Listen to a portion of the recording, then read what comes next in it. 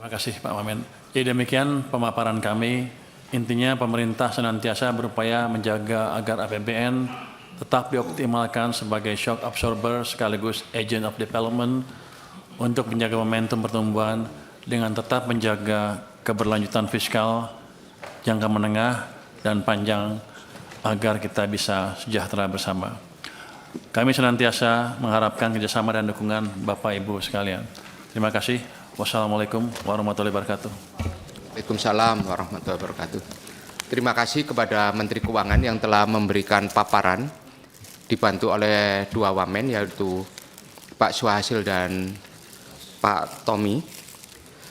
Banyak yang disampaikan dari pemerintah tadi, hal-hal yang menggembirakan di kuarter yang ketiga dalam rangka memberikan penguatan terhadap pertumbuhan. Kita lihat belanja pegawai sudah mencapai 86,2%. Dan ini memberikan dorongan yang kuat. Total sekitar 262 triliun dibelanjakan oleh pemerintah. Dan ini diimbangi dengan belanja barang yang mencapai 72,3%. Yang menggembirakan lagi adalah MBG sudah mencapai 45,9 triliun yang menerima manfaat sekitar 42,9 juta penerima manfaat di MBG. Dan tentunya ini memberikan dorongan yang kuat terhadap pergerakan ekonomi di bawah. Penyaluran subsidi juga meningkat, sudah mencapai 315 triliun sampai dengan Oktober. Subsidi ini harus kita sampaikan kepada rakyat bahwa ini adalah kehadiran negara dalam jumlah yang sangat besar ketika BBM, gas melon 3 kilo, kemudian pangan, tadi juga termasuk di dalamnya adalah untuk Bulog sekitar 22 triliun, dan ini semua dalam rangka memberikan penguatan.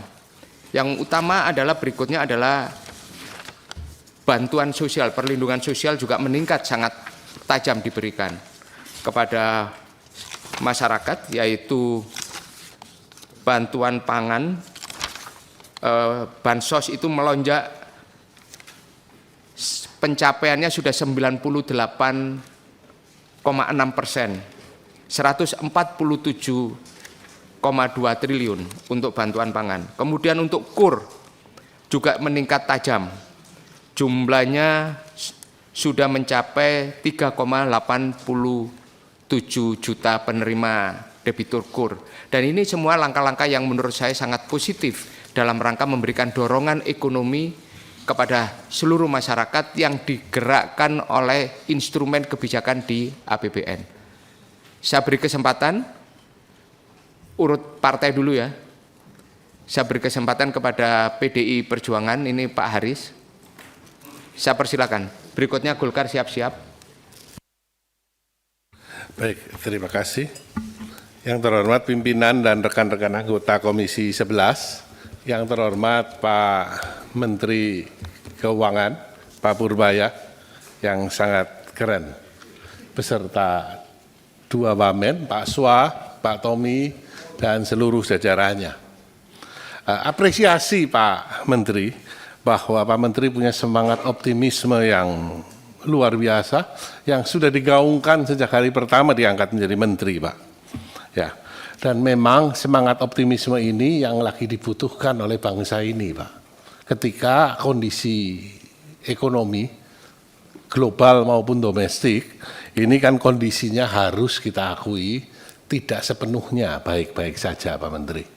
Ya, kita bisa lihat dari PR-nya Pak Menteri masih banyak, Pak Menteri. Salah satunya adalah mengenai pajak, Pak. Kita ngeri sekali, Pak, bahwa penerimaan pajak kalau kita bandingkan dengan Lapsem kan baru mencapai 70%. Kalau kita bandingkan dengan angka APBN di 2187, kan undang-undangnya di APBN, Pak, itu angkanya baru 66%. Saya coba melihat ke belakang apa yang terjadi 2023 dan 2024. penerimaan pajak memang di bulan November dan Desember naik. Berapa besarannya? Kisarannya di angka 23 sampai 24%. Pencapaian di bulan November dan Desember. Kalau kemudian angka yang sama kita terapkan pada penerimaan pajak di 2025, maka estimasinya, best estimate yang saya hitung secara ekstrapolasi akan tercapai di kira-kira 89 sampai 91%. Atau angkanya menjadi 1.931 sampai 1.950. Dan angka ini jauh di bawah angka LAPSEM ataupun jauh di bawah angka APBN. Sehingga apa sebenarnya persoalannya? Apa mitigasinya? Ya. Kita tahu Pak Menteri 2026 APBN sudah diketok 2.357. Jadi kenaikannya hampir 400 triliun. Bagaimana strategi untuk mencapai ini? Apakah angka ini masih angka yang realistis? Apalagi di tengah pemerintah yang membutuhkan dana besar untuk membiayai program-program strategis nasional. Dan urusan pajak tentu bukan hanya tugasnya Pak Dirjen Pajak.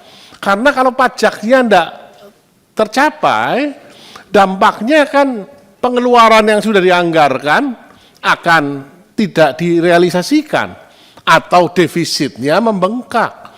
Jadi tugas Pak Menteri untuk mengorkestrasi keseluruhan dari ini sehingga target yang dicita-citakan bisa tercapai. Salah satu terobosannya misalkan tentang ada 200 wajib pajak yang nunggak. Apa strategi yang akan dilakukan oleh Menteri Keuangan? Selama ini yang banyak muncul adalah wajib pajak yang patuh, ya, dikejar terus. Banyak sekali yang menerima SP2DK menjelang akhir tahun. Ini kan jadi fenomena yang menjadi tantangan Pak Menteri. Tadi Pak Wamenswa memaparkan bahwa antara neto dengan bruto terjadi deviasi yang besar. Sepakat Pak, bruto itu mencerminkan kira-kira ke depannya, potret ekonominya. Tapi duit yang tersedia untuk mendanai APBN adalah neto. Dan kita tahu bahwa restitusi PPh Badan itu 80%. Restitusi PPN dalam negeri 23,9%. Nah ini kan angka yang cukup besar Pak. Kalau strateginya adalah strategi digenjot pada bulan terakhir lewat banyak hal yang itu lagi dikejar, akibatnya 2026 pola yang sama akan terulang. Yaitu netonya jeblok, tetapi brutonya membaik. Kalau kita amati lebih dalam lagi kan ada dua sektor yang berkontribusi 34%. Perdagangan dan pertambangan yang mengalami neto turun cukup drastis, Pak.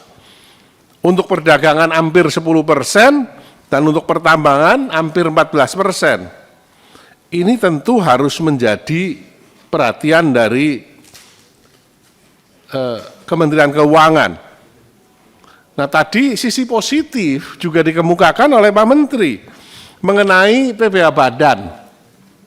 Brutonya bagus, tumbuh positif. Tapi kita sadar bahwa kalau di PPh Badan, kinerja yang positif ini kan hasil kinerja 2024. Di mana kita tahu sama-sama 2024 ada kenaikan dari harga sawit yang luar biasa. Sehingga apakah di 2026 ini bisa kita andalkan lagi, atau ini ada hanya satu prestasi one off? Kalau ini hanya satu prestasi one off, maka ini bisa menjadi catatan yang harus diantisipasi di 2026. Ya. Kemudian mengenai penempatan dana, Pak. Tadi Pak Menteri sudah memaparkan terjadi penurunan tingkat bunga, ya, baik pinjaman maupun simpanan, walaupun di pinjaman turunnya masih sangat kecil. Ya. Sementara kalau kita lihat data dari Bank Indonesia, undisbursed-nya masih 35%. Dan pertumbuhan kreditnya ternyata juga ada pada kisaran 8-11% di angka rendah 8-an. Masih lebih rendah dibandingkan tahun lalu di 10,39%. Dan bulan September hanya tumbuh 7,7%. Ya. Yang menarik dari sini adalah bahwa 200 triliun pertama, Pak, Bapak mengenakan bunga sebesar 4,02%. Dan yang tambahan 76 triliun ini ada special discount di 3,8%. Ya, angka ini ternyata lebih tinggi dari patokan penjaminan LPS, di mana angkanya 3,5% yang ditetapkan oleh Bapak Purbaya Yudi Sadewa waktu menjadi kepala LPS. Nah, ini kan jadi menarik, Pak. Apakah berarti penempatan dana Bapak tidak dijamin LPS? Ya, ini jadi temuan yang cukup menarik, Pak. Dan angkanya kan belum berubah. Ya. Kemudian mengenai ketika kondisi pajaknya cekak, pernah Bapak mewacanakan tidak akan ada pajak baru sebelum tumbuh 6%. Ya kan? Bahkan pernah ada wacana menurunkan PPN. Nah, apakah ini masih on track atau sudah direvisi? Juga mengenai dana 20 triliun yang untuk menghapus tunggakan BPJS Kesehatan, di mana kita lagi cekak, Pak. Kan pernah ada statement itu. Ya. Cekak itu apa? Apa? Ada yang nanya, cekak itu apa? Mepet. Ya.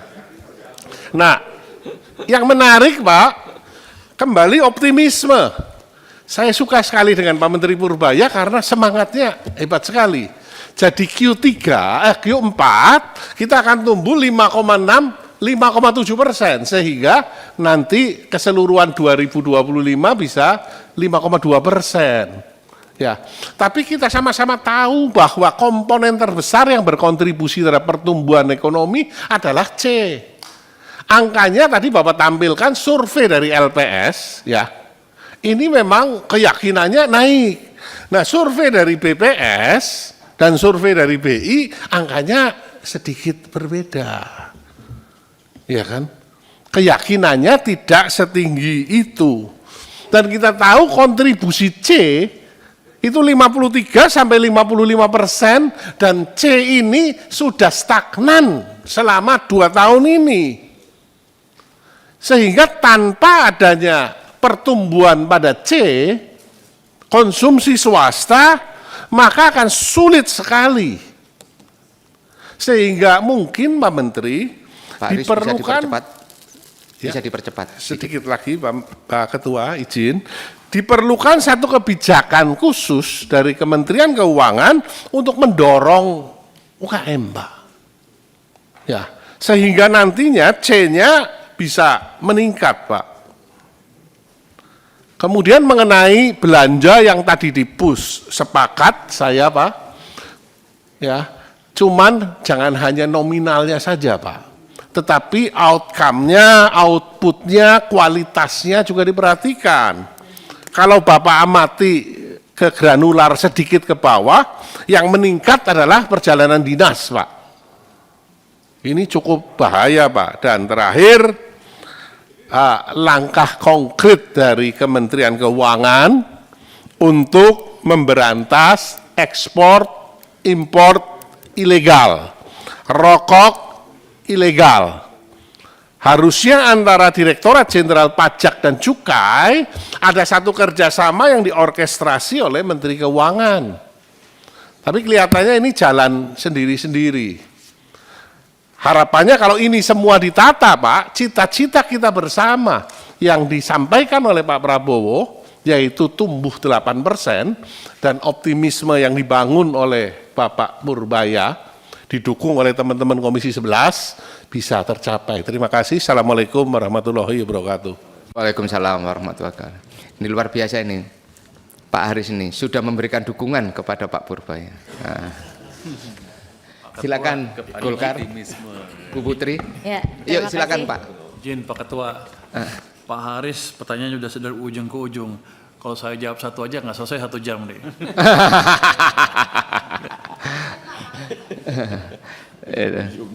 Silakan Bu Putri. Ya, Assalamualaikum warahmatullahi wabarakatuh. Pimpinan dan anggota Komisi 11 yang terhormat, Pak Menteri Keuangan Pak Purbaya beserta seluruh jajaran, Pak Tommy, Pak Sua, dan seluruh rekan-rekan dari Kementerian Keuangan. Pertanyaan saya nggak akan sedalam Prof. Karena Prof adalah orang yang biasa mencecar mahasiswa S3. Karena saya juga masih sekolah, saya nggak berani lah kalau kayak Prof tadi.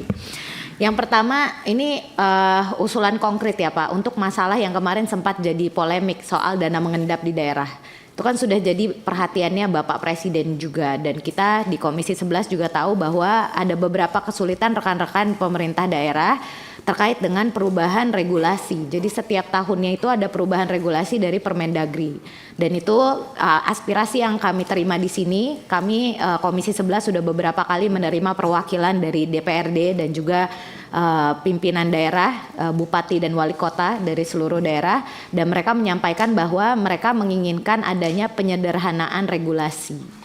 Nah, kemarin Pak Purbaya sudah sempat menyampaikan juga, saya sudah baca, akan ada penyederhanaan regulasi khususnya untuk penyerapan realisasi anggaran ke daerah ini. Yang tadi belum sempat Bapak sampaikan pada saat paparan. Jadi saya berharap nanti pada saat jawaban Pak Purbaya bisa menjelaskan nanti akan seperti apa konsepnya sehingga masalah dana mengendap di daerah ini tidak menjadi polemik yang kita setiap tahun bahas. Karena pas Pak Purbaya belum duduk di situ, masih jadi ketua LPS, Menteri Keuangannya masih yang lama, topiknya kira-kira itu. Pak Sua ngangguk-ngangguk karena ya kira-kira begitulah yang dibahas setiap tahunnya di sini. Jadi semoga ada strategi dan juga solusi konkret dari Pak Purbaya terkait dengan penyederhanaan regulasi itu. Dan saya berharap Pak Purbaya di sini Pak, halo Pak, di sini Pak. Iya nggak apa-apa, sambil ketawa-ketawa lihatnya ke depan. Biar Pak Purbaya jawab. Iya, jangan galau Pak. Pak Sua udah bertahun-tahun kok nggak jawab-jawab Pak Sua. Sekarang saya disuruh jawab. Justru karena ada Pak Purbaya harus ada solusi baru. Karena kalau Pak Sua sampai rambutnya putih mikirin itu, jadi perlu warna baru dari Pak Purbaya. Tapi intinya kita pengen ada koordinasi yang lebih baik antara Kementerian Dalam Negeri, Kementerian Keuangan dan juga teman-teman di daerah. Jadi tidak ada keadaan saling menyalahkan setiap tahunnya. Padahal ini tahunan kan Pak, kita APBN, APBD itu kan siklus tahunan yang selalu kita bahas di sini, APBD dibahas di pemerintahan daerah. Jadi itu poin pertama dari saya. Nah yang kedua ini terkait dengan rekan-rekan kita di Papua, masyarakat 3T. Jadi kemarin itu ada isu soal total tunggakan dari 56 pelajar yang mengalami keterlambatan pembayaran biaya kuliah yang seharusnya menjadi tanggung jawab pemerintah daerah. Itu totalnya sekitar 37 miliar rupiah. Nah tentu ini sangat mengkhawatirkan karena posisinya mereka sedang berkuliah di luar negeri dan pasti akan membuat citra Indonesia nanti menjadi negatif, terutama di kampus-kampus tersebut. Kemarin sudah ada statement dari Pak Menteri Dalam Negeri bahwa ini akan diambil alih oleh LPDP. Jadi mumpung di sini ada Kepala LPDP dan Pak Purbaya, kita pengen dengar secara langsung dari Kementerian Keuangan ini posisi permasalahannya seperti apa. Karena kalau memang akan diambil alih oleh LPDP tentu sangat baik sehingga ada kejelasan terkait dengan kuliahnya rekan-rekan kita dari Papua ini yang tentu sangat amat membutuhkan beasiswanya. Dan yang berikutnya soal magang Pak. Jadi saya sangat mendukung kebijakan ekonomi stimulus di mana ada program magang. Tapi sayangnya di daerah pemilihan saya itu banyakan lulusan SMK, Pak. Karena mereka mau kerja di pabrik. Jadi yang mereka butuhkan itu program magang khusus tailored untuk anak-anak SMK, bukan kuliah. Banyak dari mereka tidak mampu untuk lanjut ke bangku kuliah. Walaupun sudah ada program KIP dan lain-lainnya, saya berharap ke depannya program magang ini nanti bisa ditambahkan dengan program magang untuk anak-anak SMK sehingga bisa memenuhi kebutuhan anak-anak yang tidak mampu untuk melanjutkan pendidikan ke bangku kuliah. Ini aspirasi sekaligus masukan untuk Bapak Ibu di Kementerian Keuangan. Demikian pimpinan dari saya, terima kasih. Assalamualaikum warahmatullahi wabarakatuh. Waalaikumsalam warahmatullahi wabarakatuh. Berikutnya Gerindra, saya persilakan Pak Kardaya. Siap-siap Nasdem. Assalamualaikum warahmatullahi wabarakatuh. Yang terhormat Ketua Rapat, Pimpinan, dan semua anggota Komisi 11. Yang terhormat Pak Menteri Keuangan, Bapak-Bapak Wamen beserta jajarannya. Pertama-tama saya ingin memperkenalkan karena ini rapat pertama bagi saya ketemu Pak Menteri Keuangan. Nah, nama saya Kardaya Warnika, dapilnya Cirebon. Perlu saya sampaikan dapil itu supaya clear, Pak. Lalu fraksinya Gerindra. Nah, pertama-tama nama Pak Purbaya itu dalam beberapa bulan terakhir gila. Tukang ojek, warung, warteg apa bicara tentang Pak Purbaya dan nitip salam ke Bapak. Nah, jadi ini bukan main nih, perlu saya sampaikan, Pak. Nah, gaya Bapak disenangi. Saya ngerti betul karena kita satu alumni dari lulusan dari Jalan Ganesha Bandung. Ya, ngerti betul lah gaya koboynya itu. Pokoknya sikat terus. Hah? Ya. Sama ITB-nya?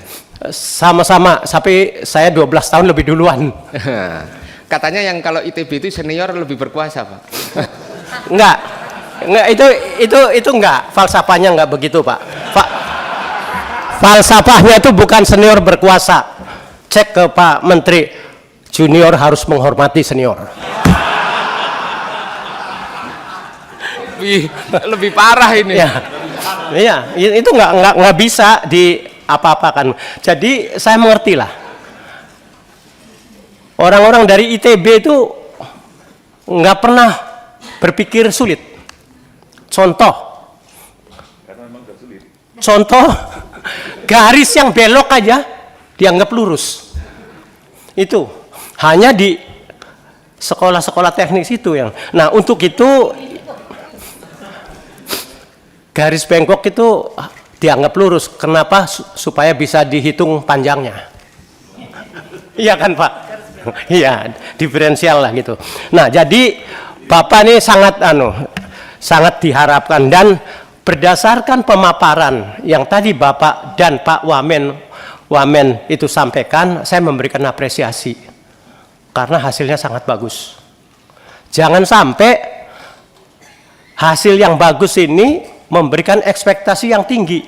Kalau Bapak sedikit aja meleset, waduh, itu bahaya, Pak. Itu jadi mudah-mudahan saya berharap ini bisa diteruskan. Khusus untuk dapil saya tadi ada magang-magang itu. Dapil saya itu, Pak, orang makmur di desa itu rumahnya bagus, pasti anaknya kerja di luar negeri. Itu udah jelas tuh. Dan itu yieldnya tuh cepet banget. Berangkat ke luar negeri hari ini 3 bulan lagi tuh kirim uang dolar. Ya yen sih yen ono. Kebanyakan Korea, Taiwan itulah. Tapi itu yang memberikan kesejahteraan, Pak. Coba cek ke dapil saya Cirebon Indramayu. Di kampung-kampung kalau rumahnya bagus, anaknya pasti ada kerja di luar negeri. Nah, sehingga magang itu ya tidak hanya ke sarjana-sarjana yang akan kerja di dalam negeri, tapi untuk yang mau ke luar negeri juga supaya dia bisa meningkatkan bayarannya misalkan dari 20 juta menjadi 50 juta rupiah per bulan. Nah, itu jadi saya mohon ini dipikirkan juga bagaimana memberikan itu yang itu. Yang terakhir ya masalah ilegal pakaian dan lain sebagainya itu memang sangat bagus kalau seandainya itu ditertibkan. Tapi saya berharap Pak di hulunya harus lebih ditertibkan lagi. Kalau cuma nembaknya di pasar Senen, di hulunya lepas itu bisa yang masuk lebih banyak dari yang terjual, itu lama-lama udah numpuk itu. Jadi mohon yang di bawah Bapak yang ngurusi barang-barang masuk dari luar negeri yang itu adalah barang-barang bekas, itu mohon ditertibkan pasukannya. Mohon ditertibkan pasukannya. Karena kalau tidak ini nama Bapak yang di dapil saya udah bagus bisa-bisa turun Pak. Itu. Saya kira itu saja. Wallahul muwaffiq ila aqwamit thoriq. Wassalamualaikum warahmatullahi wabarakatuh. Waalaikumsalam warahmatullahi wabarakatuh. Berikutnya, karena tadi wallahul muwaffiq ila aqwamit thoriq, sekarang ke Pak Thorik. Nah, dari Nasdem. Assalamualaikum warahmatullahi wabarakatuh. Yang saya hormati Ketua, Pimpinan, dan seluruh anggota Komisi 11, Pak Menteri, Pak Purbaya, Pak Tommy, Pak Suhasil, beserta seluruh jajaran Eselon 1 dan seluruh jajaran yang lain. Saya sedikit aja Pak, karena tadi teman-teman udah banyak memberikan masukan. Saya masih memberikan masukan aja, bukan pertanyaan Pak. Jadi tentang illegal thrifting itu Pak, kemarin beberapa hari lalu saya kebetulan di Badan Aspirasi Masyarakat yang ikut menerima Asosiasi Thrifting seluruh Indonesia kemarin. Memang saya sangat mendukung apa yang sudah dilakukan dan diberikan statement oleh Pak Purbaya di beberapa kesempatan, itu memang betul Pak. Cuman yang menjadi daya tarik kemarin, kenapa saya harus menyampaikan ini ke Pak Purbaya? Ada beberapa kemarin dari asosiasi itu menyampaikan Pak kami ini bayar 500 juta Pak sampai 550 juta per kontainer Pak. Lah ini kemudian terjadi viral di mana-mana Pak, di media sosial. Lah ini yang menurut saya sampai ngomong sama mereka, Pak kejar buktikan, kita akan diskusi bareng-bareng dengan Pak Menteri dan Pak Dirjen Bea Cukai kalau memang itu betul ada. Karena jangan sampai isu ini menjadi isu bola liar, di mana seperti disampaikan teman-teman tadi, Pak Purbaya dan seluruh jajaran sudah sangat bagus Pak di masyarakat, kami pun sangat mendukung. Tetapi ada isu-isu seperti ini sangat mengganggu Pak. Ini sangat mengganggu karena kemudian dari pihak asosiasi itu diundang ke televisi mana-mana menceritakan hal yang sama, diulang lagi, akhirnya menggiring sebuah opini bahwasanya seakan-akan di sini hulunya ini tidak diberantas Pak. Dan hulunya Pak, dari hulunya Pak, karena kebetulan kan aturan itu kan dari 2015 Pak, larangan dari Permendak kan kemudian diperkuat lagi oleh Permendak nomor 40 kalau tidak salah di tahun 2022. Lah tetapi pemberantasannya baru bisa dilakukan zaman Pak Purbaya kan begitu. Lah harapan kami Pak ini betul-betul bisa diluruskan. Kalau memang ini memang ada oknum-oknum yang masih bermain, tolong ditindak tegas Pak di dalam internal Bapak, kemudian diberikan statement atau jawaban tapi dengan didukung data-data yang betul Pak. Apakah ini betul, apakah ini bagaimana. Kemudian untuk di sektor pajak Pak, ini kami menyampaikan keluhan di dapil kami aja, memang ada banyak sekali Pak WP-WP itu yang memang sudah harus membayar pajak, memiliki kewajiban untuk bayar pajak. Lah nilainya ini kadang ada yang sampai sudah miliaran Pak, atau puluhan miliar. Tapi dicicil Pak, bayarnya 1 juta per bulan, ya kan Pak. Lah ini juga diberikan kelonggaran oleh pajak untuk mencicil dengan nominal-nominal yang tidak masuk akal. Lah menurut saya ini ke depan harus ditertibkan Pak, karena apa? Orang yang justru bayar pajak yang taat, yang rajin, ini tidak diberikan kelonggaran-kelonggaran. Bahkan banyak juga yang sudah muncul berita acara, sudah clear, menurut satu keterangan pegawai pajak yang lain, kalau sudah muncul berita acara itu sudah tidak bisa diperiksa lagi siapapun ganti pajak. Tapi ini banyak sekali BA-BA yang sudah muncul, terbit, dibuka lagi dengan alasan jawabannya pegawai pajak, Pak kami dikejar target Pak. Nah ini jangan lagi ada Pak ke depan jawaban-jawaban dikejar target, seakan-akan per orang itu sampai muncul bahasa, oh 1 AR itu targetnya sekian, 1 AR ini targetnya sekian. Lah ini jangan lagi Pak, saya berharap betul dan kami optimis betul Pak Purbaya bisa menyelesaikan masalah ini Pak. Kemudian yang ketiga Pak adalah masalah subsidi energi. Memang subsidi energi ini kan memang tinggi sekali dan memang menjadi beban fiskal yang sangat signifikan Pak. Artinya realisasi subsidi ini dan kompensasi sudah mencapai 244 hingga Q3 dan melonjak menjadi 315 triliun per Oktober 2025. Lah, manfaat subsidi energi ini Pak masih banyak dinikmati oleh kalangan kelompok yang mampu Pak. Lah ini ke depan mesti diformulasikan cara-cara bagaimana agar kelompok-kelompok mampu ini tadi tidak mendapatkan subsidi-subsidi yang sudah diberikan dan digelontorkan oleh pemerintah. Agar kalau memang itu betul fiskal ini tidak terbebani, ya maka akan terjadi kelonggaran juga. Lah ini tolong dijadikan perhatian Bapak Pak. Kemudian belanja daerah Pak juga masih terkontraksi 13,5% di saat ekonomi membutuhkan stimulus yang merata. Jadi mengapa serapan APBD ini begitu lambat? Maka kami juga memberikan masukan kepada Kementerian Keuangan, Pak, apa yang sudah Bapak lakukan selama ini juga udah sangat bagus. Tentunya juga harus tetap didorong Pak percepatan realisasi belanja pemerintah daerah ini agar pemulihan ekonomi ini dirasakan hingga level grassroots tanpa melanggar prinsip tata kelola. Ini mesti terus ditingkatkan terus Pak. Bapak juga mengingatkan jajaran untuk terus ditingkatkan Pak. Kemudian yang terakhir adalah tentang risiko keberlanjutan fiskal yang ekstrim dan ini ternyata untuk ini Pak, nilai tukar rupiah sepanjang 2025 ini tertekan di kisaran hampir 16.700 per US dollar.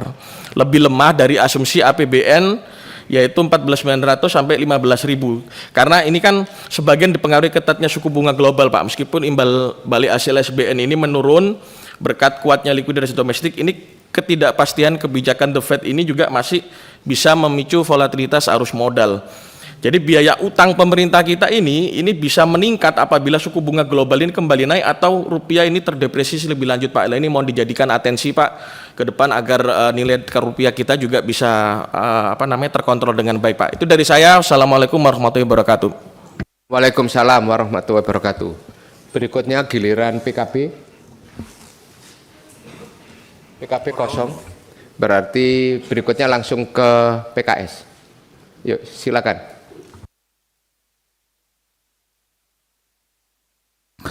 Terima kasih pimpinan yang saya hormati, Ketua dan Wakil Ketua Komisi 11 dan seluruh anggota Komisi 11 yang saya hormati, Menteri Keuangan Pak Purbaya, semoga sehat selalu Pak. Perjuangan masih panjang. Pak Wamen, Sua, Pak Wamen Tommy dan seluruh jajaran Kementerian Keuangan. Ini tadi kalau kata Pak Kardaya, Pak Menkyu ini populer di kalangan masyarakat bawah, juga di pengusaha juga. Yang saya cukup kaget adalah waktu saya pulang ke rumah ditanya sama anak saya yang masih SMP, ayah apa itu redenominasi katanya. Satu SMP tanya redenominasi, kamu tahu dari mana? Itu dari Pak Purbaya. Wah, ini luar biasa. Jadi statement-statement Bapak ini memberikan pencerahan bahkan untuk anak SMP, anak saya yang ya belum belajar itu apa redenominasi. Saya akhirnya saya harus menjelaskan dengan pelan-pelan itu apa itu redenominasi. Jadi Bapak memberikan tugas ke saya untuk menjelaskan ke anak saya. Terima kasih Pak Purbaya, semoga sehat selalu. Saya suka dengan optimisme Bapak. Kalau saya menyitir salah seorang peraih Nobel ekonomi ya, Robert Shiller ya, itu alirannya behavioral economics. Salah satu tugas policy makers itu adalah membuat vibes-nya itu positif sehingga ada optimisme di situ. Nah, dia diganjar dapat Nobel ekonomi itu karena itu Pak. Saya pikir jangan-jangan Pak Purbaya ini alirannya ini kali ya, memberikan positive vibes gitu untuk market. Baik Pak Purbaya, saya ada beberapa hal saja di sini. Pertama, terkait penerimaan kita. Jadi ini menjadi sebuah isu yang cukup besar. Tadi Pak Sua juga sampaikan bruto dan neto sangat besar gapnya. Tapi betul kata Pak Haris tadi, cashnya itu ya di neto, the real money-nya ya di neto itu. Ya, sehingga kita harus waspada di sini. Saya lihat di sini primary balance itu negatif, outlook-nya di Lapsem 109. Jauh dibandingkan di target APBN 2025. Nah, ini alarm, Pak. Bicara tentang fiscal policy, itu adalah fiscal sustainability sebagai indikator, the leading indikator yang paling penting. Maka kita harus watch out lah dengan ini. Ya, primary balance kita di Lapsem itu 109 triliun. Nah ini kita harus waspada di situ. Tentu ini harus ekstra Pak untuk bagaimana meningkatkan penerimaan pajak di sini. Saya kemarin menyimak hasil Munas Majelis Ulama Indonesia. Ya, itu ya mungkin ini sebuah diskursus yang sangat menarik. Saya tuh kaget juga. MUI di hasil Munasnya itu membahas tentang fiscal policy. Pak Ketua, saya mengikuti itu. Wah, ini luar biasa ini. Ya, progresif sekali. Apa jangan-jangan gara-gara Pak Menkyu-nya Pak Purbaya gitu ya. Jadi langsung MUI langsung membuat kajian yang mendalam terkait itu. Salah satu yang menarik adalah ya memang ada dua mazhab sih. Ketika kita melihat teks itu hanya sebagai kita mendapat penerimaan, tapi juga sebagai insentif untuk menstimulasi growth. Nah, saya lihat alirannya Munas MUI ini adalah fiscal policy itu seperti alirannya Ibnu Khaldun, bahwa mengurangi pengenaan pajak itu terutama dari sisi daya beli. Jadi MUI itu menyarankan dengan fatwanya menaikkan PTKP ya dengan nishop 85 gram emas. Sehingga kalau dibuat sekarang harga emas berapa? Sekitar 15 juta lah. Dengan harapan purchasing power itu akan meningkat signifikan. Nah, ini tentu harus dihitung teknokratisnya seperti apa. Ya. Tapi ikhtiar dari Majelis Ulama Indonesia untuk concern terhadap situasi ekonomi di kita ini patut kita apresiasi. Dan tentu ini perlu dikaji secara mendalam. Dan yang cukup agak kontroversial adalah terkait dilarangnya pengenakan pajak terhadap bangunan yang digunakan. Kalau bangunan yang nggak digunakan boleh gitu. Ini juga saya pikir perlu dikaji juga oleh Kementerian Keuangan. Tentu teknokratisnya harus dilihat apakah visible atau tidak. Banyak beberapa kebijakan dari fatwa dari Majelis Ulama Indonesia yang perlu Pak untuk menjadi perhatian dari Kementerian Keuangan. Kepedulian para ulama kita kepada umaroknya Pak. Kalau dalam prinsip ekonomi kan ada namanya konsep al-adalah, keadilan, fiscal justice kalau orang para ekonom mengatakan keadilan fiskal di situ.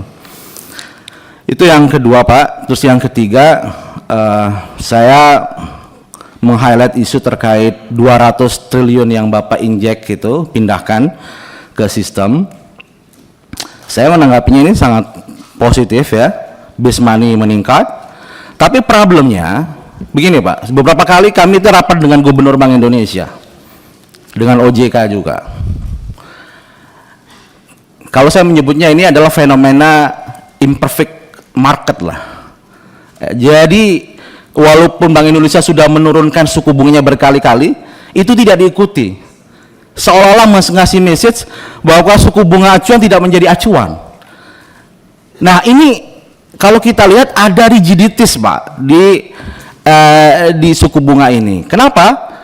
Karena ada tadi fenomena special rate yang cukup besar, sehingga tadi Andis Brusulun tidak dikucurkan dengan baik, kemudian suku bunga kredit juga susah untuk turun.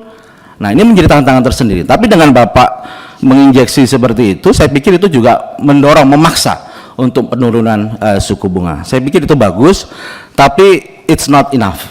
Ya, tapi oke, sebagai sebuah awalan. Dan mengenai potensi penerimaan pajak Pak, jadi saya teringat, saya salah satu penggemar Joseph Stiglitz ya dan Thomas Piketty ya.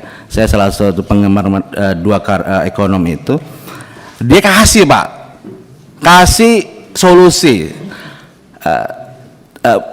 Joseph Stiglitz dan Thomas Piketty. Ya, dia mengatakan begini Pak, untuk peningkatan penerimaan pajak jangan kepada regresif kepada masyarakat bawah. Seperti PPN itu unfair, karena itu sifatnya regresif ke masyarakat menengah bawah. Joseph Stiglitz sebagai peraih Nobel Ekonomi, dia mengatakan yang harus dilakukan adalah progressive wealth tax.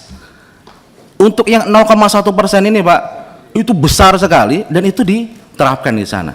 Itu bisa menghadirkan kebijakan ekonomi yang berkeadilan dan juga pemerataan. Nah, itu bisa menjadi salah satu tambahan penerimaan. Demikian Pak Ketua, terima kasih. Assalamualaikum warahmatullahi wabarakatuh. Waalaikumsalam warahmatullahi wabarakatuh. Kalau Pak Khalid ini Pak, muridnya Pak Suwa Pak. Muridnya. Iya. Membicarakan keadilan ekonomi. Ini beliau ini membicarakan keadilan ekonomi dari Partai Keadilan Pak, Sejahtera. Itu. Tapi beliau sekjen Pak. Itu, sekjen partai. Berikutnya saya beri kesempatan kepada PAN. PAN ini lagi konsolidasi kayaknya. Apa? Oh, Rakernas, sedang Rakernas. Berikutnya Demokrat. Saya silakan Pak Fatih. Terima kasih Pak Ketua, pimpinan beserta seluruh anggota Komisi 11, Bapak Menteri, Bapak Wamen, seluruh dirjen dan jajaran. Kami sangat mengapresiasi Pak Menteri upaya-upaya yang telah dilakukan oleh Kementerian Keuangan guna meningkatkan pertumbuhan ekonomi. Yang terakhir juga itu sepertinya penempatan di Himbara cukup sukses. Kita tunggu Pak Menteri terobosan-terobosan lainnya. Karena untuk mencapai target kerja ini tidak bisa juga kita terlalu konservatif. Karenanya izin kami memberikan masukan Pak. Jadi yang pertama, apakah mungkin Kementerian Keuangan itu menurunkan tarif PPh final dan menaikkan thresholdnya sehingga banyak UMKM kita ini yang sebetulnya siap naik kelas ini nggak takut-takut untuk declare Pak. Nah, kami optimis kalau itu bisa dilakukan, mohon dipertimbangkan sehingga ekstensifikasi ini bisa tercapai dan basis pajak kita meluas. Karena kalau bayar pajak yang nggak mahal Pak untuk yang UMKM itu saya pikir mereka pasti maulah berkontribusi bagi kemajuan negara. Itu yang pertama Pak. Yang kedua, ini masukan daripada hasil reses kemarin. Marketplace ini kan sekarang tumbuh. Kita senang marketplace tumbuh. Tapi dengan tumbuhnya marketplace ini, Pak, sampah ini makin tumbuh juga. Karena contoh kemasan kecil daripada produk yang dijual di marketplace itu, plastiknya itu bisa lapis berlapis. Nah, kebetulan di dapil saya ini ada isu terkait dengan sampah. Ketika kita telusuri salah satunya itu urusannya karena itu. Banyaknya konsumsi ataupun pembuangan sampah dari marketplace. Nah, memungkinkan nggak itu kira-kira diberikan dicukai atau gimana gitu Pak? Sehingga terkait dengan proses kita punya masalah urusan sampah, masalah nasional juga, ini mungkin bisa terbantu dengan terobosan itu. Kemudian yang terakhir Pak Menteri, tentu untuk mencapai target-target kerja ini kolaborasi seperti apa Pak yang dilakukan dengan negara-negara anggota BRICS mungkin Pak. Jadi tidak hanya upaya internal tetapi keluarnya juga mungkin Bapak bisa melakukan sebuah terobosan. Kita senang sekali Pak Purbaya, saya setiap baca berita itu takjub gitu. Dan kita tunggu ke depannya apalagi yang bisa lahir ini dari Kementerian Keuangan. Itu saja Bapak Ketua, saya kembalikan, terima kasih. Terima kasih Pak Fatih. Saya berikan ke pimpinan. Langsung aja Pak. Sudah Pak, tadi Bapak sudah diwakili itunya. Sekjen Bapak. Langsung ke pimpinan, karena Pak Purbaya tadi juga menyampaikan pesan untuk segera ada banyak kegiatan beliau setelah rapat ini. Terima kasih Ketua, yang terhormat Ketua Pimpinan, Bapak Ibu anggota Komisi 11, yang terhormat Pak Menteri, Pak Wamen, beserta jajaran. Pak Menteri, hari ini kita rapat tentang kinerja ekonomi triwulan ketiga. Tadi Pak Menteri sudah memaparkan kondisi lingkungan kita, global dan sebagainya, termasuk bagaimana anggaran itu dieksekusi. Nah, tentu kinerja ekonomi itu bukan soal membelanjakan anggaran, tapi bagaimana fungsi dari APBN dan fiskal di dalam membangun ekonomi nasional. Nah, ini yang tadi tampaknya kurang terlihat. Kalau kita lihat di RPJMN sebagai acuan kita tentang apa itu yang harus dilakukan oleh pemerintah 5 tahun ke depan, misalnya ini, kita ingin pertumbuhan ekonomi yang berkualitas. Nah, di RPJMN antara lain yang saya baca secara cepat, coba tampilkan. Pertama, di tahun 2025, coba slide-nya, pemerintah itu akan membuat penciptaan lapangan kerja formal. Proporsinya 35%. Nah, dari cerita tadi itu belum terlihat nih Pak Menteri. Optimisme dan sebagainya itu lapangannya, konkretnya, apakah benar? Itu yang nomor 1. Proporsi penciptaan lapangan kerja formal 35% untuk 2025. 2026 nantilah kita bahasnya. Belum terlihat. Sehingga kita mau menilai yang pertumbuhan ekonomi 5 sekian ini nih untuk siapa? Enggak kelihatan. Kedua, proporsi penduduk kelas menengah meningkat sedikit dari 2024. Sebagaimana kita ketahui Pak Menteri, 2024 kalau kita lihat ke belakang 2014 itu berkurang 9 juta kelas menengah kita. Jadi selama 10 tahun sebelum 2024, dari 2014 sampai 2024, kelas menengah kita itu berkurang hampir 9 juta. Nah, di 2025 rencananya seperti ini, kondisinya seperti apa? Jadi yang diceritakan tadi itu belum menggambarkan. Optimis kita boleh optimis. Setiap hari kita pasti optimis. Tapi kita ingin tahu kebijakan pemerintah di dalam menyentuh aspek-aspek kenyataan ini bagaimana. Yang ketiga lagi, JNI per kapita. Ini 2025 itu 5.410 US dollar. Ini kalau kita rupiahkan sampai ke bulan, coba slide berikutnya karena ini penting ini, supaya tidak bikin kita puas dengan angka-angka. Coba yang kedua, nah ini Pak Menteri, tahun 2025 kalau dirupiahkan itu Pak, rata-rata per kapita 7,48 juta per bulan. Bandingkan dengan garis kemiskinan, artinya ini kan ketimpangan ini yang terjadi Pak Menteri. Sejumlah orang penghasilannya mungkin miliaran per bulan, sebagian lagi yang garis kemiskinan itu, sebagian lagi diantaranya.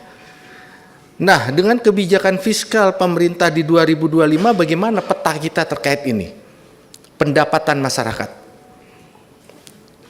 Mappingnya seperti apa? Meningkat lebih baik? Atau jangan-jangan nanti kejadiannya kelas menengah kita tergerus, kalau kelas bawah kan Pak Menteri tadi sudah ceritakan, bansosnya banyak, semua stimulus, bantalannya banyak Pak.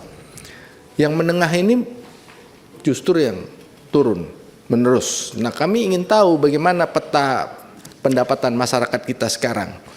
Karena ini juga menjadi target di dalam RPJMN. Dan di dalam APBN 2026 juga sudah menjadi salah satu indikator dari keberhasilan penyelenggaraan APBN kita. Terus yang berikutnya Pak Menteri, ini tadi cerita tentang postur. Nah, saya coba ngelihat ini, ada beberapa hal yang perlu ini Pak Menteri. Jadi kalau saya hitung PDB-nya di dalam APBN itu 24.000 sekian triliun. Kalau dihitung di realisasi itu 23.000 sekian. Kalau dilihat outlook 23.000 sekian. Kalau APBN dikurang realisasi itu masih sisa 608 triliun kira-kira. Kalau antara outlook dengan realisasi Oktober masih kurang 65 triliun. Nah, problemnya ini di pendapatan negara. Di dalam RPJMN, kinerja dari Kementerian Keuangan salah satunya adalah indikatornya pendapatan negara, yaitu 12,3% dari PDB. Oktober Pak Menteri, itu baru 8,89. Kalau outlook-nya sudah mendekati 12%. Yang masih harus dikejar berapa? Kalau masih sesuai dengan Undang-Undang APBN, 892 triliun.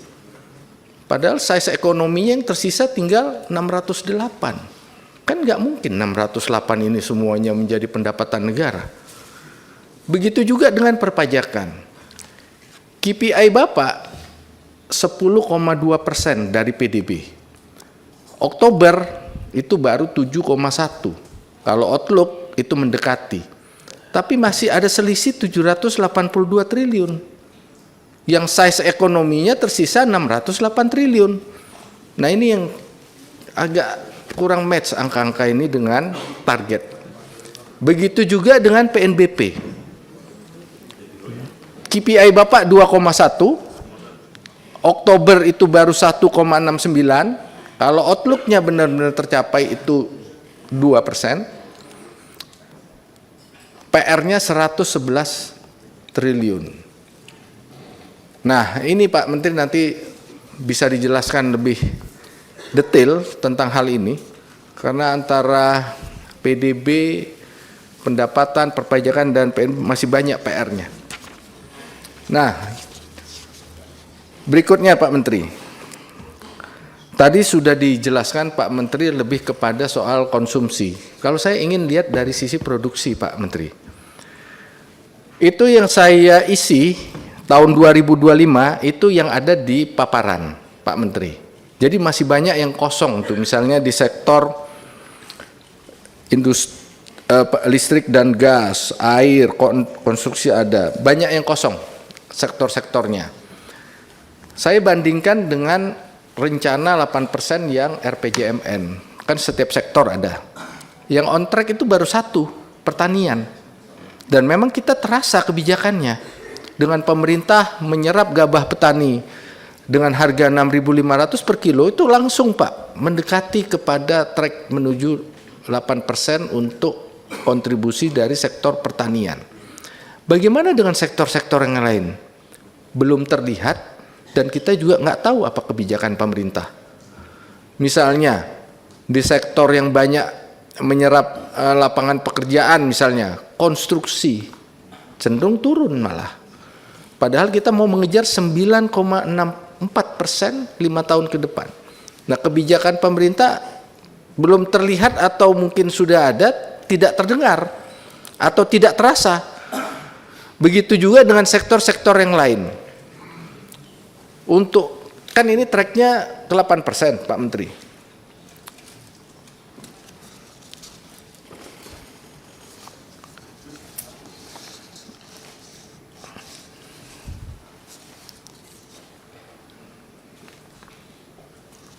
Jadi Pak Menteri, hal yang ini yang perlu kami dapatkan penjelasan lebih lanjut. Kalau pertanian karena memang terasa di lapangan, masuk akal jadinya. Yang sektor lain yang kita tidak lihat atau tidak terdengar atau dilakukan secara tertutup mungkin, nah ini yang perlu dijelaskan per sektor ini. Kemudian yang terakhir terkait postur APBN yang tadi disampaikan oleh Pak Menteri. Ini kan tadi pendapatan negara berkurang, kalau APBN dikurang outlook ya, itu pendapatan negara masih kurang 140. Pajaknya saja kurang 113. Kalau pakai desain awal, karena PPN tidak jadi naik, seharusnya minusnya 70. Artinya kinerja pajak itu 43 triliun ini tidak tercapai, Pak. Nah, apabila kinerja dari Kementerian Keuangan dalam hal pajak ini tidak tercapai, apa implikasinya? Ada nggak implikasinya? Tukinnya atau apanya gitu, Pak? Karena Bapak kinerjanya nggak tercapai, ujung-ujungnya kan Bapak nambah hutang. Jadi kinerja yang tidak tercapai itu Bapak lempar menjadi tanggung jawab rakyat Indonesia menanggung hutang. Kan 43 itu. Kalau 70 kita maklumin karena PPN tidak jadi naik 12%. Kemudian PNBP kita sadari dan antara pindah harusnya minusnya 80, tapi ini minus 36. Artinya kinerja di PNBP baik karena bisa mendapatkan 44 triliun lainnya sehingga berkurangnya hanya 36, tidak jadi 80. Harusnya kan 80 tuh, karena dividen BUMN pindah ke Danantara. Nah, yang belanja negara ini Pak Menteri, kan dulu temanya efisiensi, 300 triliun. Kenapa menjadi minus 94 triliun di outlook-nya? Artinya efisiensi yang dilakukan ini tidak maksimal. Sehingga masih kurang 94 triliun. Padahal 300 triliun ini sudah diatur sedemikian rupa sehingga efisien. Ternyata masih butuh 94 triliun yang akhirnya berdampak pada menambah defisit 45 triliun tadi itu. Nah, ini saya ingin tahu Pak Menteri, implikasi apabila Kementerian Keuangan di dalam mengelola fiskal ini kinerjanya tidak sesuai dengan yang dijanjikan. Ada nggak implikasinya? Jangan membiarkan rakyat yang menanggung akibat dari kinerja Kementerian Keuangan tidak sesuai dengan yang dijanjikan. Demikian tambahan penjelasan yang kami harapkan dari Menteri Keuangan. Terima kasih Pak Dolfi. Pak Fauzi. Saya sedikit saja Pak Menteri, Pak Misbakun, Pak Wamen, dan kawan-kawan Dirjen yang saya hormati, yang saya banggakan. Yang pertama bahwa saya menyoroti, kemarin sudah kita bicarakan dengan Pak Bimo, Pak Menteri, masalah kinerja perpajakan, pajak dan bea cukai, yang memang khususnya ke pajak, kami berharap bahwa kontribusi terhadap APBN 82,1% ini bisa dimaksimalkan. Kalau melihat lapsing kemarin, kurang lebih pendapatan kita di pajak ini baru kisaran 70,2 Pak Suhasil. Jadi kurang lebih hampir 30% lagi itu di waktu yang kurang lebih 2 bulan. Nah, konsekuensi menurut saya adalah substansi persoalan ini adalah dimulai dari yang namanya Kortek Pak Biangkeroknya ini. Nah, Kortek ini dengan anggaran hampir 1,5 triliun yang bisa terintegrasi dengan Kortek ini menurut catatan kami baru 3,2 juta, bahkan sekarang menuju 5,7 juta Pak. Artinya dari wajib pajak yang kurang lebih hampir 40 juta, ini baru kurang lebih baru 10%. Seperti itu. Sementara tanggal 15 Desember ini adalah penyerahan Kortek kepada pihak kementerian. Nah, kalau kita bicara di hulunya, sementara di hulunya persoalan Kortek ini tidak bisa selesai, Pak. Saya pesimis, Pak. Pendapatan negara kita dari pajak khususnya itu bisa maksimal. Karena waktu terus mendekati ke bulan Desember, bahkan minggu depan kita masuk bulan Desember seperti itu. Nah, oleh sebab itu menurut saya kegagalan Kortek ini Pak Menteri dengan niat integrasi pajak secara maksimal lewat Kortek ini kalau tidak bisa dibenahi maka ini tidak akan maksimal pendapatan negara dan akan berimbas kepada hal yang lain. Apakah defisit diperlebar, apakah hutang diperbanyak, itu risikonya. Ini menurut kami catatan yang dapat kami sampaikan. Yang kedua Pak Menteri, kemarin kita diskusi dengan kawan-kawan subsidi dan kompensasi. Ada beberapa masalah yang kita sebenarnya kita sudah melihat bahwa Pelni yang kita kemarin sudah kasih PMN hampir 4 triliun, sampai sekarang belum tereksekusi Pak. Artinya karena peraturan baru, juga harus menyesuaikan dengan SKB 4 Menteri. Nah ini menurut kami menjadi catatan sehingga tidak bisa dieksekusi dengan baik, khususnya untuk pelayanan Pelni baik beli kapal maupun pengadaan yang lainnya. Nah kami berharap yang ketiga tentang apa yang disampaikan tadi dari Pak Wamen, Pak Suhasil dan Pak Tommy, kami berharap satu hal Pak, sebenarnya data penerima subsidi dan kompensasi nih Pak Tommy, dengan sistem data yang satu data itu harus dimaksimalkan betul Pak, sehingga tidak tumpang tindih. Tidak, tujuan subsidi kompensasi ini memang penyerapan anggaran yang paling tinggi Pak setelah subsidi BBM.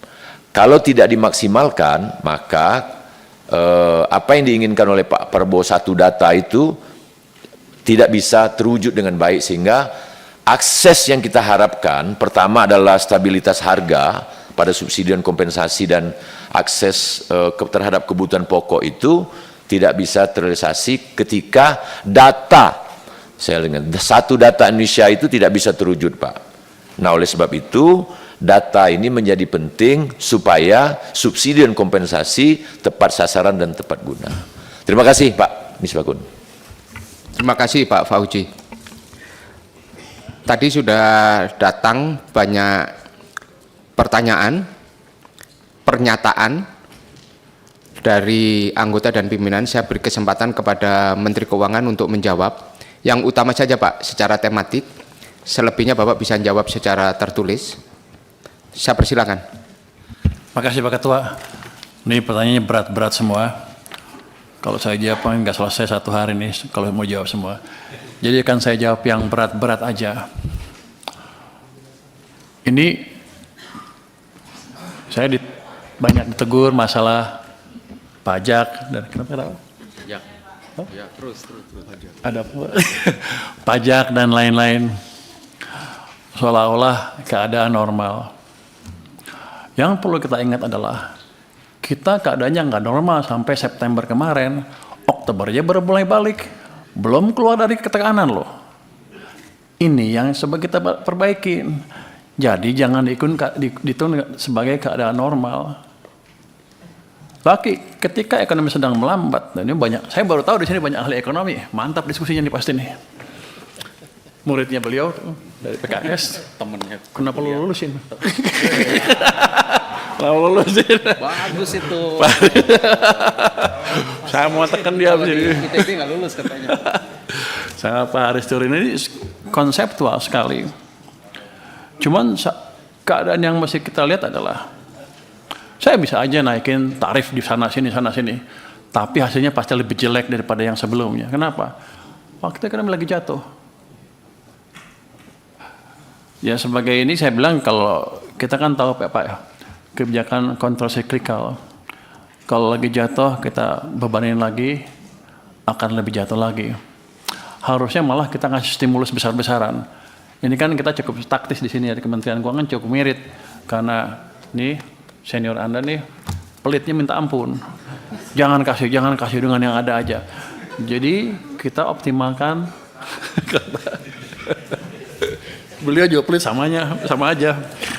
Jadi kita optimalkan yang ada.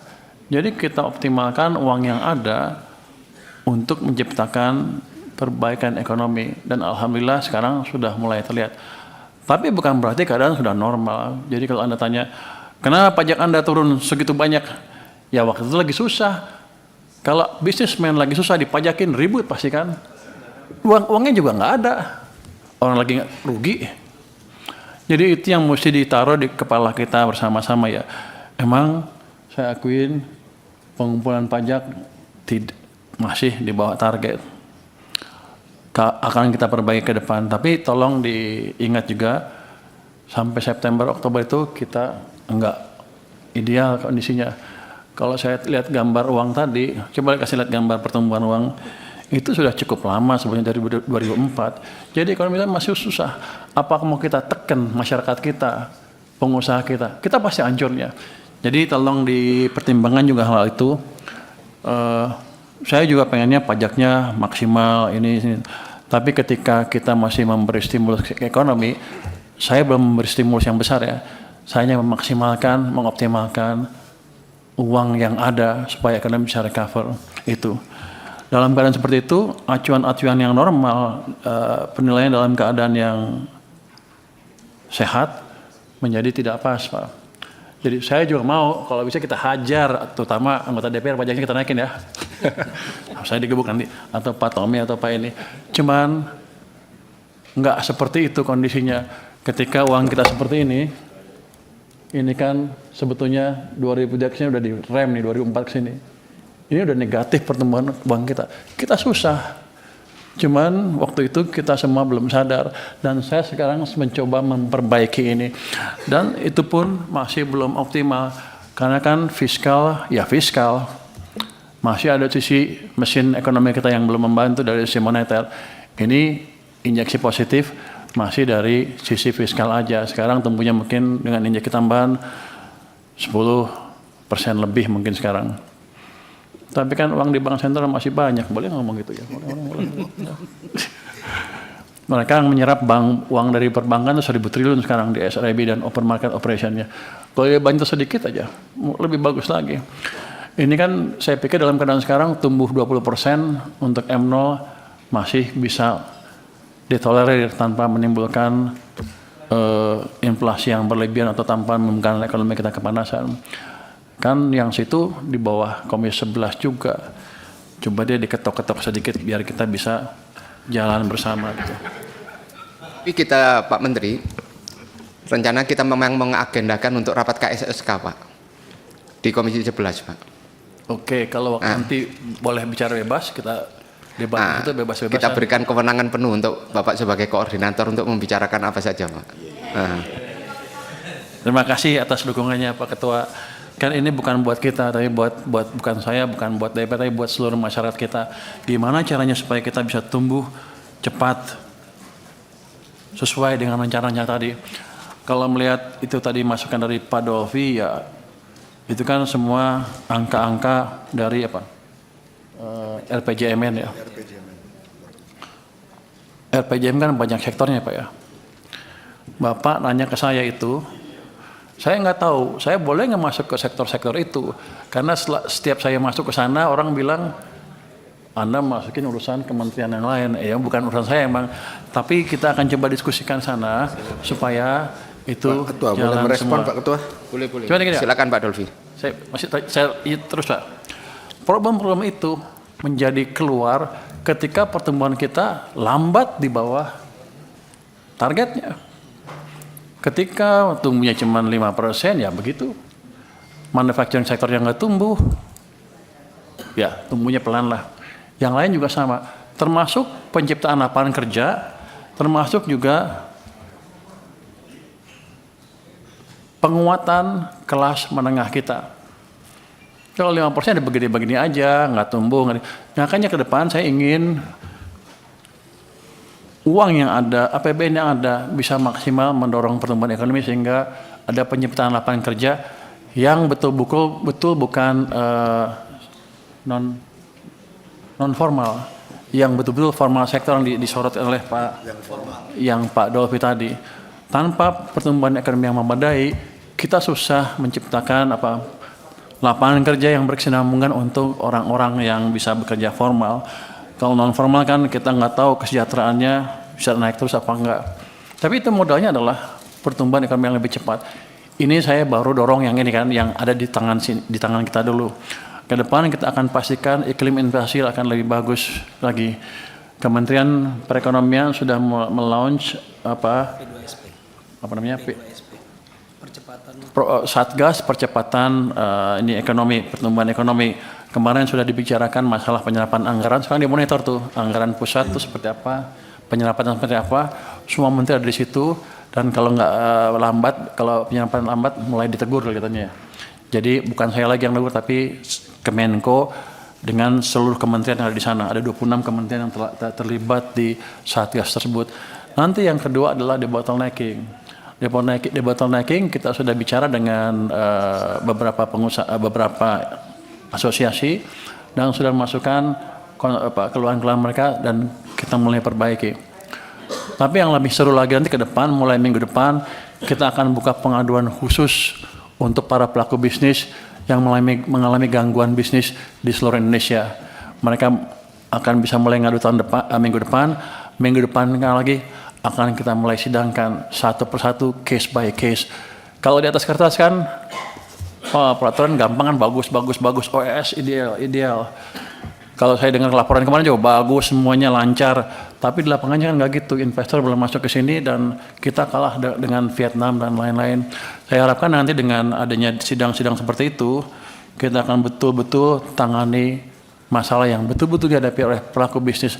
Dan nanti ada juga di situ ada Pokja 3, kalau ada peraturannya.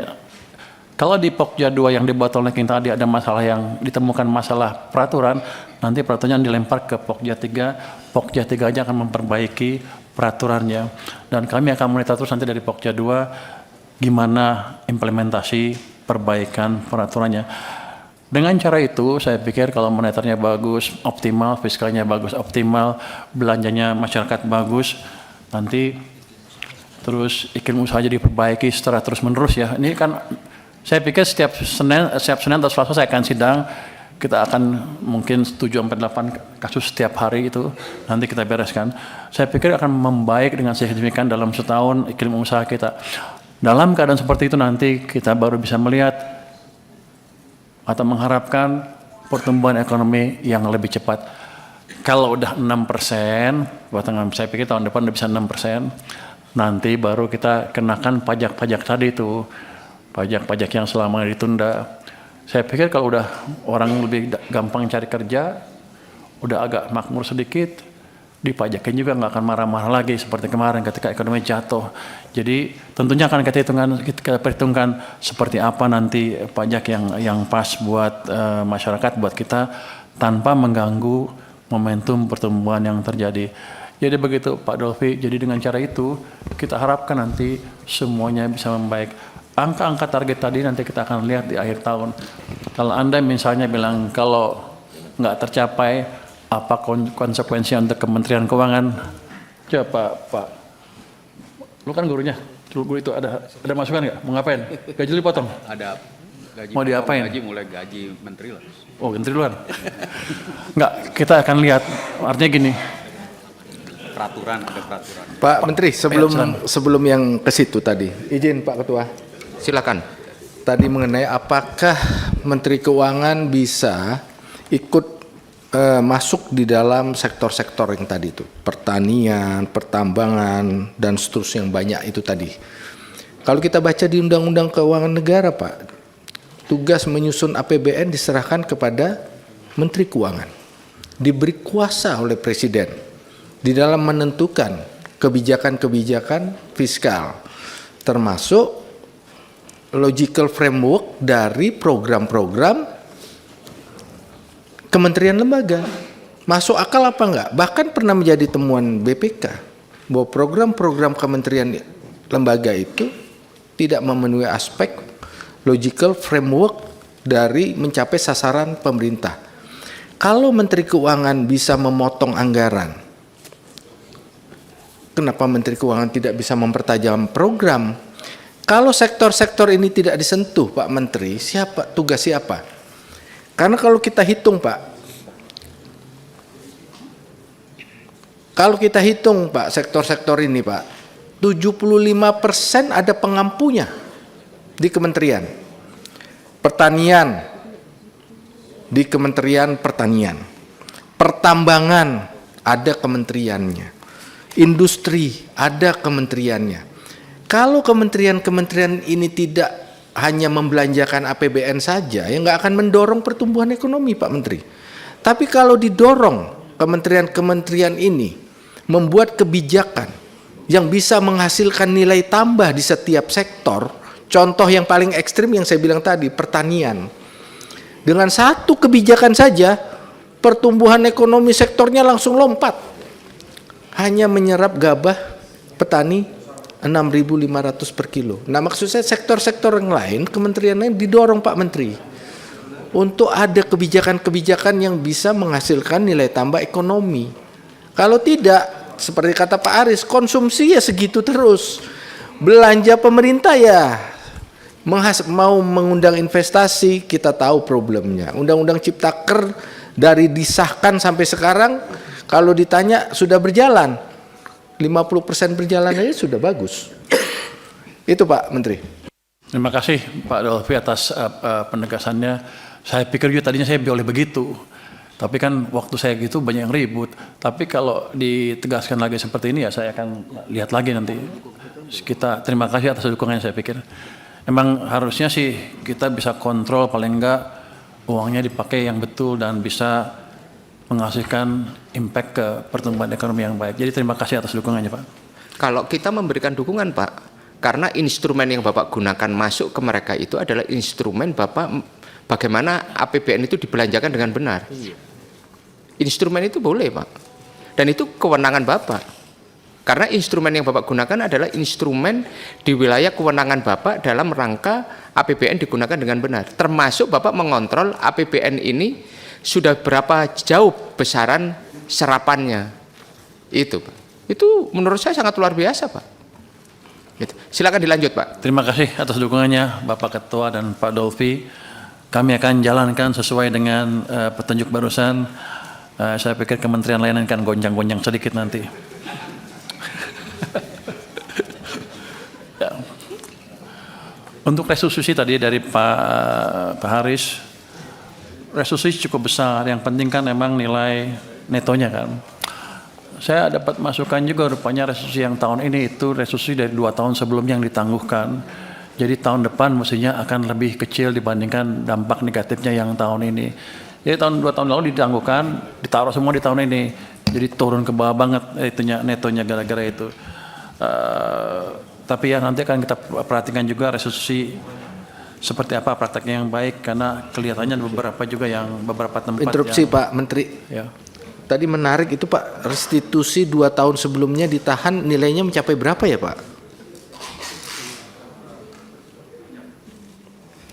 250 Pak. 250. Jadi 2 tahun restitusi 2 tahun yang lalu. Iya, pemeriksaan atas 2023, 2024. Ya, lanjut Pak.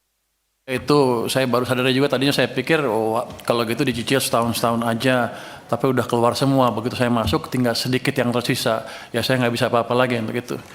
Tapi ke depan akan kita pastikan BKF akan ikut campur juga dalam hal pencairan restitusi ya.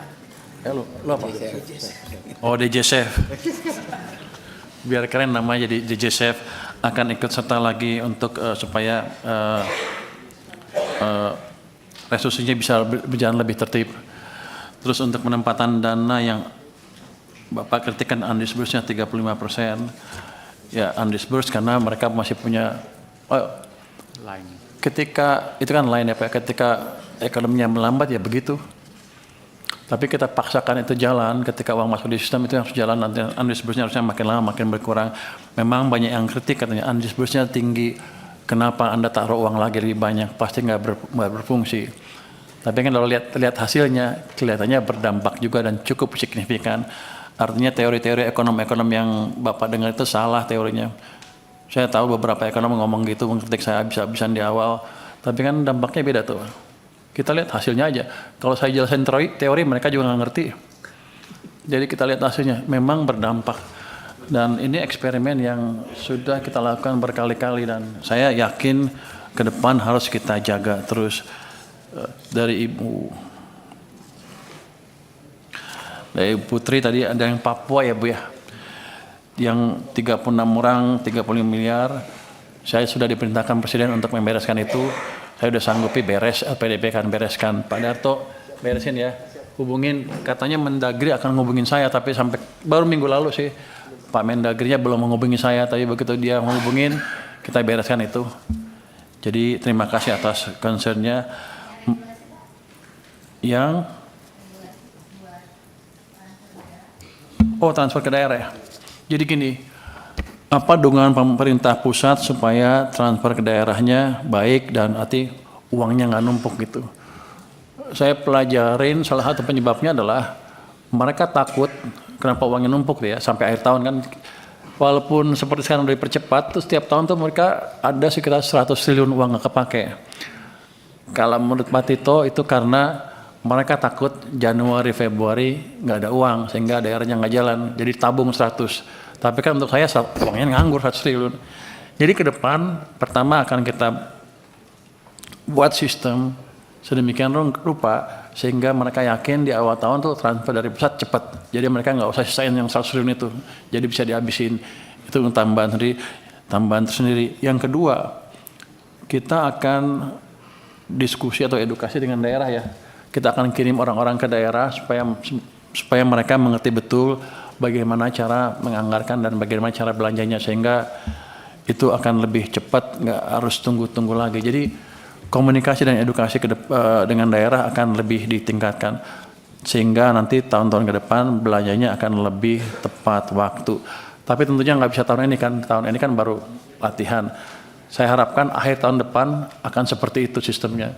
Sehingga nanti tahun 2026 nggak ada uang yang kebanyakan nganggur di sana dan di akhir tahun pun hampir bersih. Adapun sedikit kali pasti ada sedikit sehingga uang transfer ke daerah akan lebih signifikan lagi dampaknya ke perekonomian.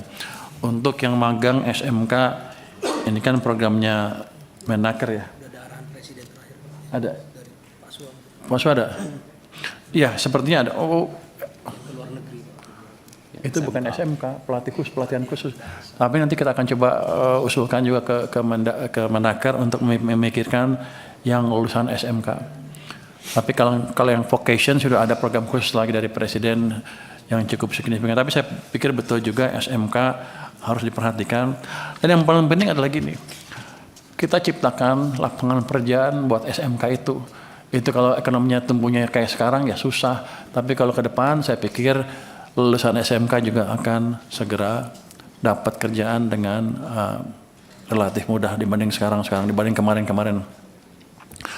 Untuk Pak Kandaya dari Gerindra, senior saya nggak boleh ngelawan beliau, biar gimana, beliau adalah senior saya, junior menghormati senior. Tapi barusan menurut Bapak, Pak Dolfi menghormati saya nggak Pak? main. Just senior sedikit. Oke, nggak bercanda Pak, bercanda. Jadi banyak anak yang kerja di luar negeri itu karena kegagalan kita menciptakan lapangan kerja di dalam negeri. Waktu pertumbuhan ekonomi lambat seperti itu kemarin, ya iya seperti itu.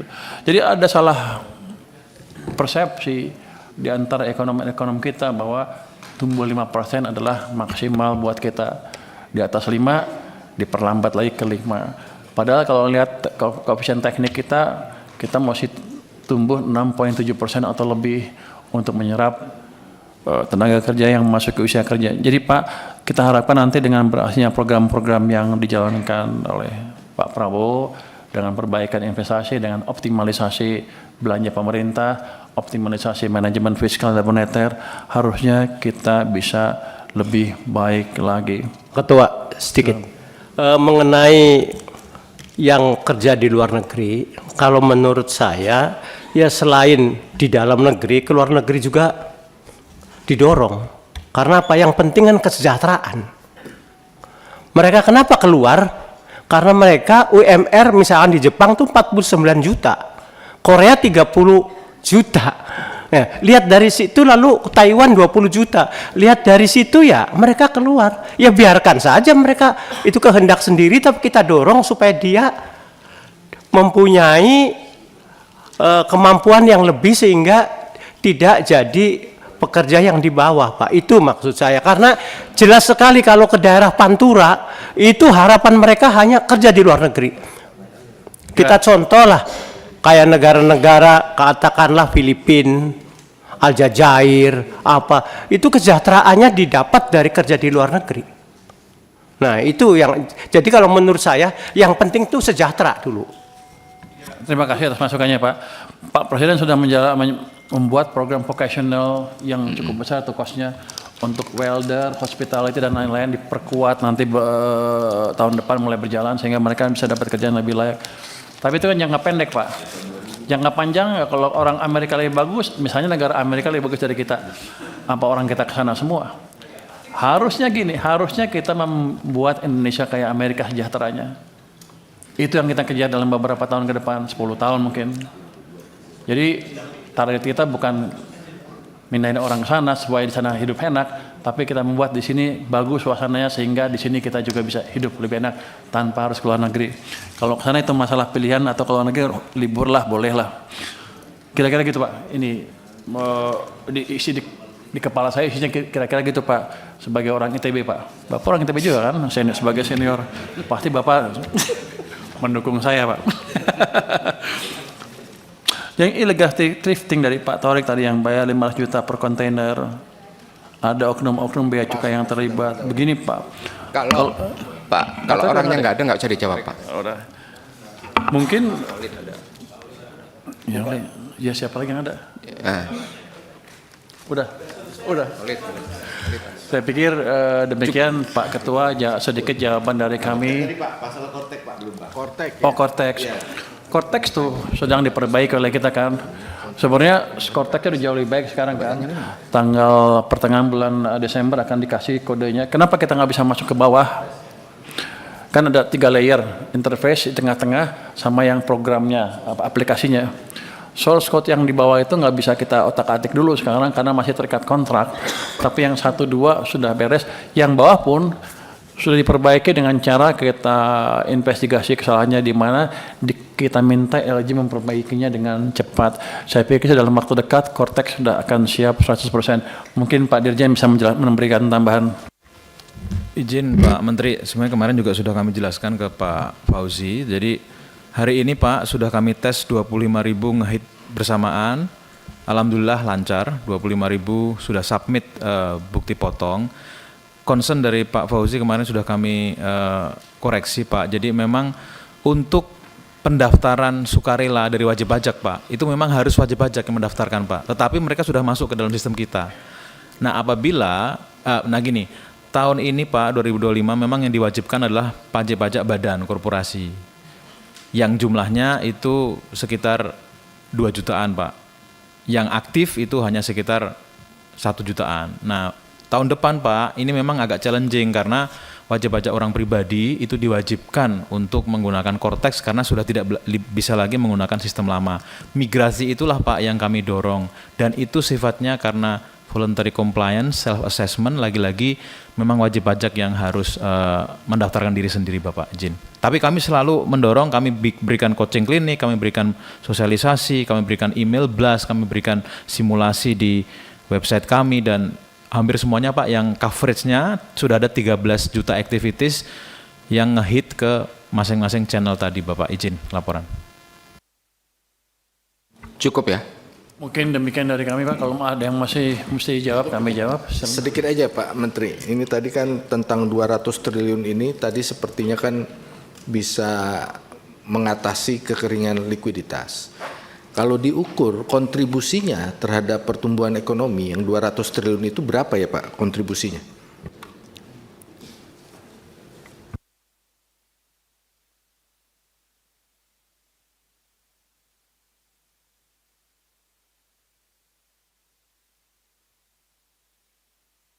Dan kasar yang langsung tanpa multiplier, hitungan beliau adalah sekitar 0,2% ke PDB di kuartal keempat.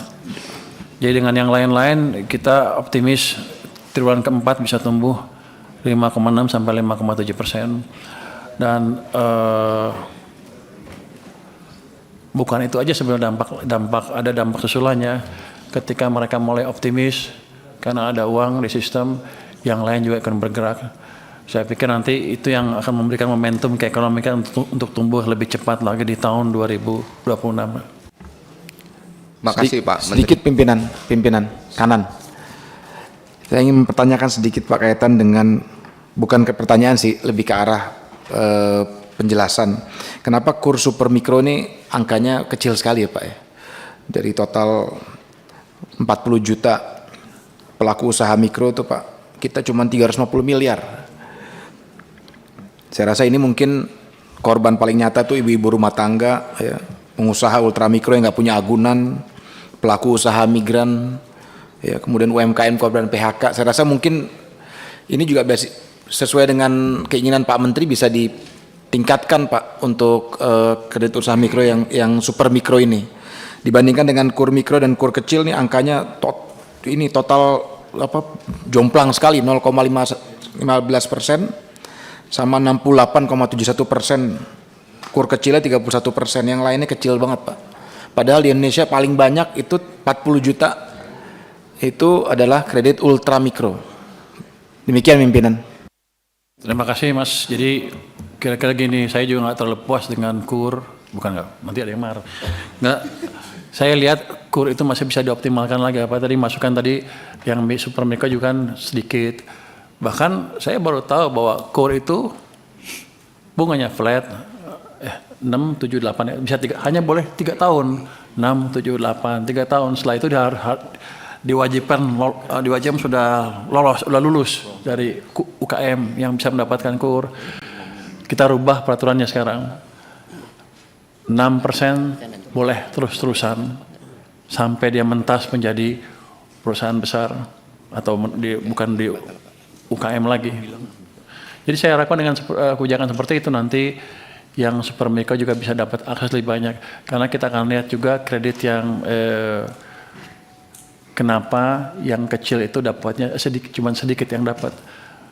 Jadi kita akan lihat seperti itu kan kita akan di luar kami untuk penyalurannya. Itu kan program Menko Perekonomian menyalurkan kan BRI ya dan perbankan. Tapi nanti kita monitor kalau ke depan nggak jalan juga, kita akan pikirkan supaya ada instrumen yang kita punya yang memastikan kur itu betul-betul sampai ke yang UMKM yang benar-benar UMKM. Mungkin begitu Pak. Terima kasih Pak Pimpinan Menteri. sedikit tadi pertanyaan yang terkait Munas MUI belum direspon tadi. Gimana? Yang terkait hasil Munas MUI kenaikan Jadi PTKP. nanti mungkin dijawabnya tertulis Pak Khalid. Iya. Fatwa MUI. Nanti dijawabnya tertulis. Harus cek dulu tuh faktanya. Kita masuk ke rancangan kesimpulan. Tadi sudah ada pertanyaan yang sudah datang dari anggota dan dari pimpinan. Sekarang kita masuk ke rancangan kesimpulan. Saya ingin membacakan rancangan kesimpulan rapat kerja Komisi 11 DPR RI dengan Menteri Keuangan pada masa sidang 2 tahun sidang 2025-2026 hari Kamis tanggal 27 November tahun 2025. Komisi 11 DPR RI bersama Menteri Keuangan menyepakati hal-hal sebagai berikut. Komisi 11 DPR RI telah memperoleh penjelasan Menteri Keuangan mengenai kinerja ekonomi Indonesia triwulan ketiga tahun 2025. 2. Menteri Keuangan dalam mengelola keuangan negara mengoptimalkan penerimaan negara, yaitu pajak, bea dan cukai, dan PNBP sejalan dengan target APBN tahun 2025. Mempertajam belanja pemerintah pusat yang berkualitas dan mengendalikan risiko pembiayaan dan utang APBN tahun 2025 yang tetap menjaga kesinambungan fiskal ke depan. Pimpinan nomor 1 pimpinan. Itu kan disampaikan oleh Menteri Pak. itu perkembang. Nanti Pak. Dibacain dulu Pak. Sabar. Saya berikan ke Pak Kardaya untuk mengomentari. Ya nanti kita bacain dulu, nanti saya serahkan ke Bapak. Baru dibacain aja diprotes Bapak ini. ITB Pak, ITB dia Pak. Ini masalah senior ini Pak. Itu. 3. Kementerian Keuangan dalam menjalankan kebijakan fiskal diarahkan untuk mencapai target pembangunan dan agenda prioritas pemerintah dengan capaian yang ditunjukkan melalui indikator yang terukur sesuai dengan dokumen RPJMN 2025-2029. Menteri Keuangan melakukan intervensi yang memadai sesuai kewenangan yang dimiliki pada kebijakan ekonomi yang ada dalam rangka perbaikan kinerja perekonomian nasional, termasuk mendorong sektor-sektor produktif pertumbuhan ekonomi yang dapat berkontribusi dalam meningkatkan nilai tambah ekonomi. Jadi Bapak ini kita kasih ruang dukungan politik Pak untuk melakukan langkah-langkah intervensi Pak. Misalnya seperti 200 triliun. Kalau Bapak mau nambah lagi, silakan Pak. 4. Menteri Keuangan meningkatkan kinerja Kementerian Keuangan untuk mencapai Key Performance Indicator (KPI) dalam pengelolaan keuangan negara untuk pertumbuhan ekonomi yang berkualitas. 5. Menteri Keuangan akan memberikan jawaban tertulis atas pertanyaan dan tanggapan pimpinan Komisi 11 paling lambat 7 hari, termasuk urusan fatwa tadi Pak. Fatwa MUI yang ditanyakan oleh Pak Sekjen tadi. Saya tawarkan dulu kepada anggota sebelum saya bawa ke pimpinan. Pak Kardaya apa tadi? Terima kasih pimpinan. Yang poin 1 itu kan penjelasan Menteri Keuangan ada 2. Kalau yang tadi disampaikan, pertama perkembangan makroekonomi, kedua mengenai kinerja. Nah, tapi kalau yang di sini disampaikan hanya kinerja. Kalau menurut saya ini sebaiknya ini kita sesuai dengan apa yang tadi terjadi gitu. Yaitu 2 hal itu. Karena yang agenda rapat kita di sini ini kan kinerja ekonomi triwulan ketiga. Terus kemudian memang dipaparkannya itu ada 2 Pak, perkembangan makroekonomi dan kinerja APBN. Tapi rapat kita ini di judulnya itu kinerja Pak. Kinerja Pak. Di dalamnya itu kinerja, paparannya isinya 2. Itu. Jadi begitu Pak Kardaya, saya harus menjelaskan Pak. Kalau sama yang senior kita harus menghormati Pak. Itu. Saya Pak. Tua. Enggak apa-apa, pimpinan dulu, silakan suara. Silakan Kak Putri. Oh ya udah kalau Betul, gitu. betul. Maaf ya Om. Jadi Om Fauzi.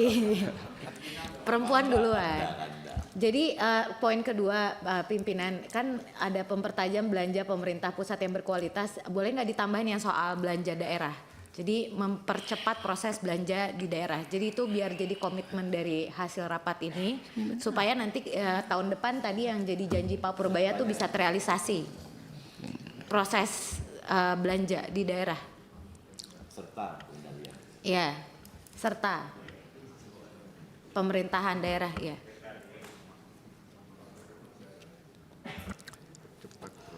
Pak Fauzi. Saya poin ketiga. Yang kedua kan udah terlalu banyak Pak Kardaya. Saya ketiga Pak. Ketiga itu sampai RPJM 2025-2029. Menteri Keuangan melakukan intervensi yang memadai. Nah, memadai ini kan menurut saya dihapus saja sama kayak ala kadarnya Pak. Ini sudah menuju ke ujungnya. Menteri Keuangan melakukan intervensi sesuai kewenangannya. Ya sudah betul Pak. Iya, kalau ala yang memadai ala kadarnya gitu loh Pak. Nanti Bapak ragu-ragu gitu loh Pak. Makasih Pak. Itu poin baru aja kali Menteri Keuangan melakukan 2 hal soal. Iya, bisa. Poin baru besar aja. Antara 2. Oke. Kita kasih poin sendiri ini Pak. Untuk Bapak melakukan intervensi ini Pak. Poin sendiri. Oke. Oke. Dapat melakukan. Dapat. Dapat Pak. Dapat. Menteri Keuangan dapat melakukan.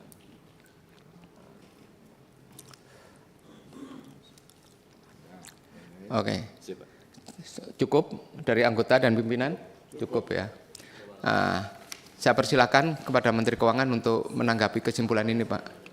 Kami setuju Pak, ini amat baik dan sesuai diskusi tadi dan mempertegas apa yang boleh saya kerjakan, apa yang tidak boleh saya kerjakan dalam hal keterlibatan dengan anggaran kementerian lain maupun pelaksanaannya dan pemerintah daerah.